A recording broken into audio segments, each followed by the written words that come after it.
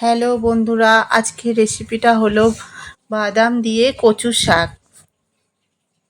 এর জন্য আমি কিছু পরিমাণ বাদাম নিয়েছি, কচুর শাক কেটে নিয়েছি, আর কিছু লঙ্কা নিয়েছি, আর একটু লেবু নিয়েছি। এবার কড়াই বসিয়ে দেবো। কড়াইতে কচুর শাকগুলো দিয়ে একটু সেদ্ধ করে নেব। কচুর শাকের মধ্যে লঙ্কা কুচিগুলো দিয়ে দেব এবং একটু লবণও ছিটিয়ে দেবো। এবার ঢাকনা দিয়ে ঢেকে দেব, কিছুক্ষণ সিদ্ধ হতে থাকুক।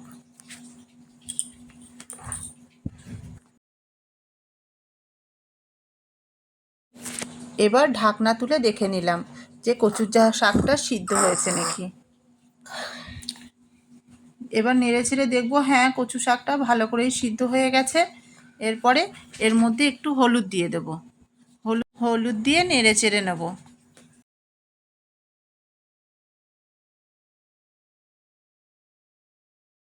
এবার হলুদ দেওয়া হয়ে গেল। এবার একটু নেড়ে চেড়ে নেব। এবার আমি এখানে একটুখানি লেবুর রস অ্যাড করেছি। আপনারা চাইলে করতেও পারেন, আবার নাও করতে পারেন।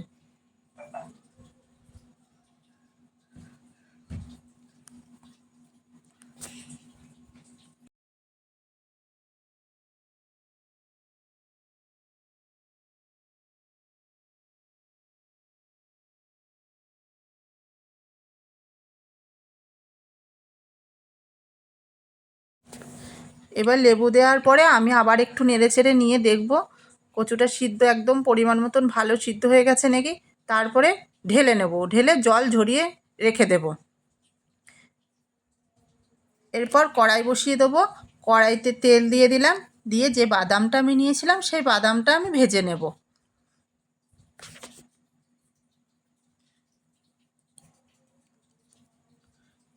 এবার নেড়ে চেড়ে দিলাম বাদামটা।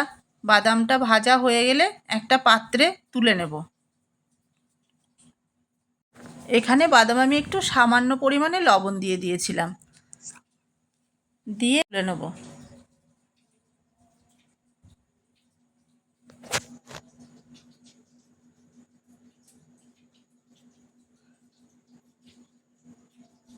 এরপর কড়াইতে একটু তেল দিয়ে দিলাম।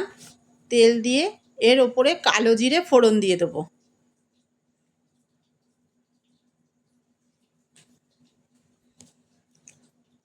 এরপরে কালো জিরেটা ফোড়ন দেওয়ার পরে একটু নেড়ে নিলাম। নেড়ে নেওয়ার পরে সিদ্ধ করা কচু শাক দিয়ে দেব। দিয়ে এটাকে নেড়ে চেড়ে নেব খানিকক্ষণ।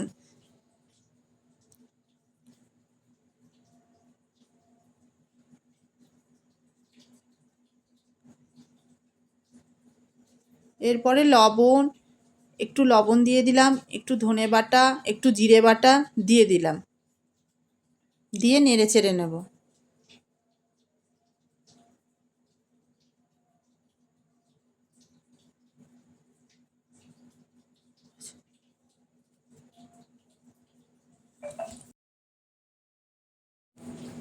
এবার কচু শাকটা আবার ভালো করে নেড়ে চেড়ে নিলাম, নিয়ে একটু আবার হলুদ দিয়ে দিলাম।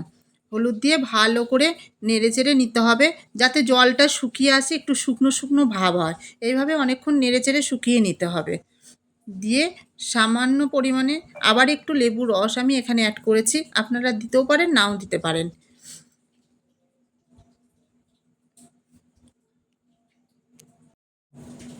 আর একটু চিনি দিয়ে দিলাম এখানে।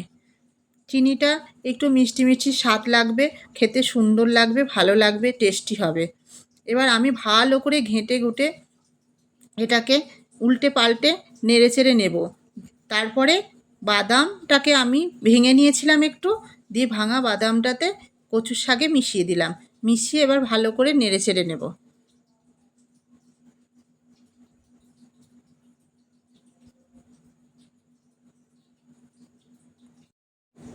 এবার কচু শাকটা সুন্দরভাবে হয়ে গেছে, দেখুন একটুও জল নাই, একদম শুকনোভাবে হয়ে গেছে। এবার আমি একটা পাত্রে নামিয়ে নেব।